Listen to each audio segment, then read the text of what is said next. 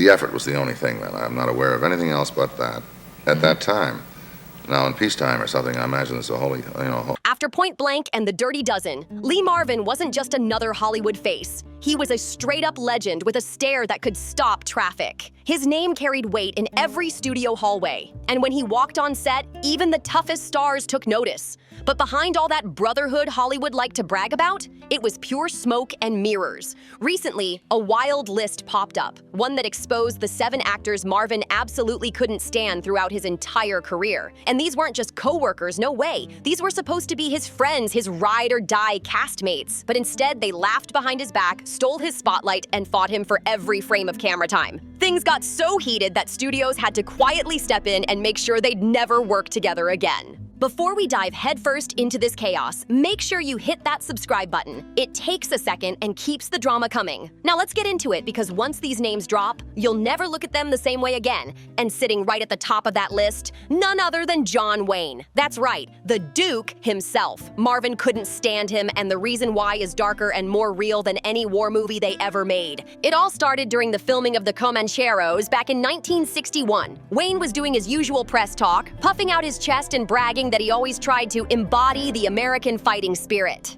But Marvin wasn't about to let that slide. He stepped right up to him, cameras rolling, and snapped, "You didn't fight, don't talk like you did." The room froze. Reporters just stood there, jaws dropped as Wayne's face went pale. Here's the thing, Marvin actually served in the Pacific during World War II. He saw real combat, got wounded, and earned his scars the hard way. Meanwhile, Wayne spent those years making movies about the war from the comfort of Hollywood. Humiliated, Wayne walked off without saying a word, but that was just the beginning of their feud. Behind the cameras, the tension got worse. On set, Wayne once tried to teach Marvin how to hold a rifle properly, but Marvin wasn't having it. He shot back, loud enough for the whole crew to hear, "I learned mine at Saipan. Where were you?" The air went ice cold. That line hit deep. Marvin's lessons came from real battles, not studio scripts. Crew members later swore Wayne couldn't even look Marvin in the eye for the rest of the day. The real explosion between Lee Marvin and John Wayne hit full force in 1965, and it was brutal. That year, Wayne actually tried to push Marvin out of a major Western project, whispering to studio execs that Marvin didn't represent true American values. Can you believe that? When Marvin found out, he went off. He told people on set, "He acts like a patriot but lives like a coward."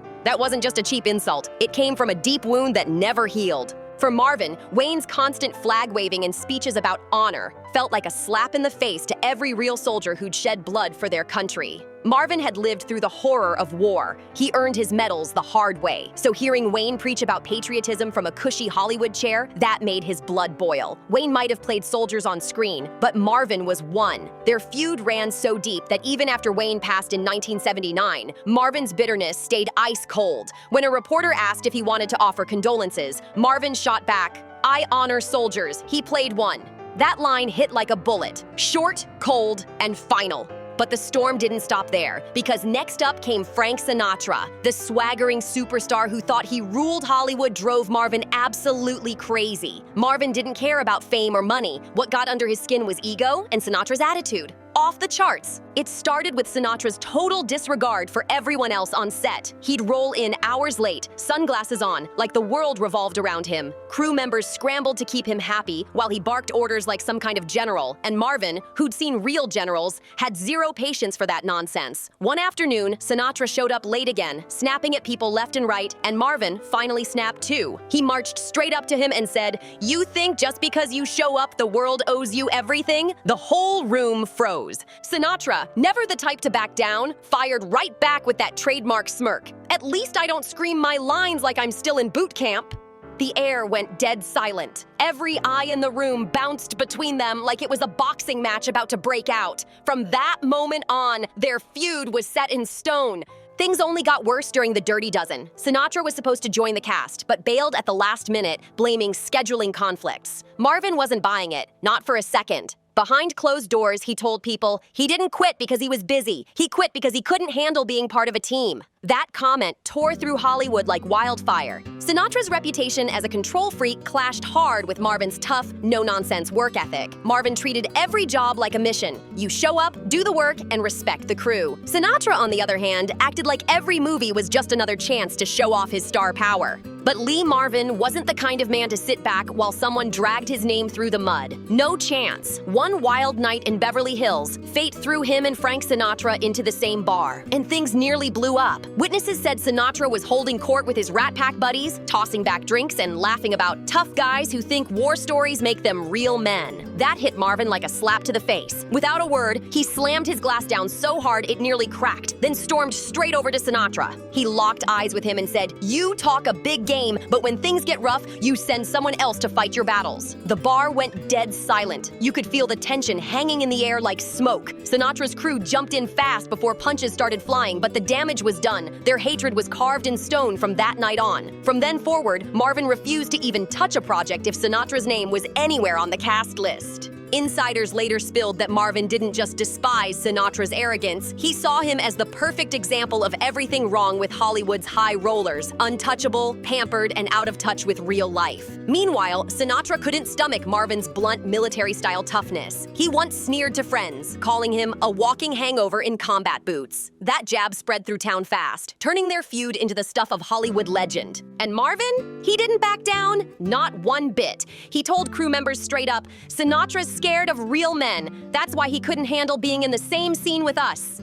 That line ripped through studio hallways like thunder. People couldn't believe how bold he was, but Marvin meant every single word. When Sinatra eventually passed away, reporters tried to get a reaction from Marvin, expecting some polite tribute. But Marvin just shrugged and said coldly, "Sinatra was the guy who thought the world owed him a round of applause just for walking into a room. That's not the kind of man I respect." Harsh? Absolutely. But that was classic Marvin, raw, honest, and unapologetic. For him, this wasn't just another Hollywood feud. It was a full-on clash of worlds. Marvin hated fake charm, ego, and entitlement. He believed respect had to be earned, not handed out because someone could sing a few notes or flash a smile. Sinatra, on the other hand, couldn't understand why Marvin refused to play the fame game or bow to him like everyone else. Their animosity ran deeper than jealousy. It was pure, unfiltered contempt from both sides. But if Sinatra brought out Marvin's fury, Charles Bronson sparked something different, deep frustration. To Marvin, Bronson wasn't just another tough guy. He was ice-cold, distant, and impossible to read. There was something hollow about him, like he'd locked his emotions away behind steel walls. Marvin, who thrived on energy and raw emotion, couldn't stand that silence. Their tension boiled over during The Magnificent Seven. Both men were cast as hardened gunslingers, but their styles couldn't have clashed harder. Marvin was all fire and grit, cracking jokes between takes, shouting lines with intensity, bringing every scene to life like he owned it. Bronson, meanwhile, stayed quiet and detached, barely saying a word. Even when cameras weren't rolling, he'd just sit alone, cold and calm, like the chaos around him didn't exist. Before long, people on set started whispering, wondering if Bronson even cared about the movie at all. To Marvin, that was unforgivable. He believed every actor owed it to the story to show heart and passion. Watching Bronson drift through scenes like a ghost drove him insane. And while they kept things professional in front of the cameras, everyone behind the scenes knew those two men could barely stand to be in the same room together. Lee Marvin's patience finally snapped one scorching afternoon after a tense, silent shoot. He turned to a fellow actor, eyes burning with frustration, and muttered, "It's like working with a wall, and the wall's got more personality."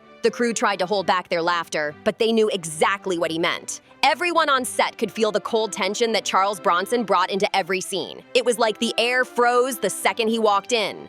But Bronson's silence wasn't some shy habit. It was a full-on barrier that nobody could break. Marvin, who thrived on energy, noise, and raw connection, couldn't stand it. He lived for camaraderie, the electric back and forth between actors that made the camera come alive. But with Bronson, it felt like staring into an empty shell. That emotionless glare made Marvin feel like he was acting next to a statue instead of a man. The feud didn't stay hidden for long. Crew members started whispering about the tension, and soon Marvin's frustration began slipping out in snarky asides. He'd throw jabs under his breath, mocking Bronson's lifeless expressions. In one interview, he couldn't resist taking a shot, saying, "Bronson's great in a fight scene, but if I had to go to war, I'd pick someone who actually actually talks to me." That one line said it all. Their beef wasn't just about performance, it was about personality, pride, and ego. For Marvin, it always came down to respect. He believed acting wasn't just about reading lines. It was about chemistry, trust, and the shared fire that made stories real. So when Bronson refused to open up or connect, Marvin didn't see a quiet professional. He saw someone selfish, someone breaking the unspoken rule of teamwork. To him, every scene was a battle fought side by side, not alone. And Bronson's frozen attitude? It betrayed everything Marvin stood for. But the next man on Marvin's hit list? He made Bronson look like a saint. Robert Mitchum, the so-called lazy legend of Hollywood. If there was anyone who could crawl under Marvin's skin faster, it was Mitchum, the man who treated movie sets like his personal lounge. Marvin couldn't stand him from the moment they met. It all started on the first day of shooting together. Mitchum strolled in like he just rolled out of bed, half awake, half drunk, and fully uninterested. He carried that sleepy grin, script barely touched, acting like the rules didn't apply to him. To Marvin, who ran on discipline and intensity, it was pure disrespect. Their showdown came during a late-night shoot in the early 60s. Mitchum showed up late, reeking of bourbon, eyes half open, missing his cues like he didn't care one bit. Marvin watched in disbelief as the scene kept falling apart. Once, twice, 3 times, before he finally lost it. He stormed up, voice booming across the set, and shouted, "You planning to act tonight or sleep through the whole damn film?"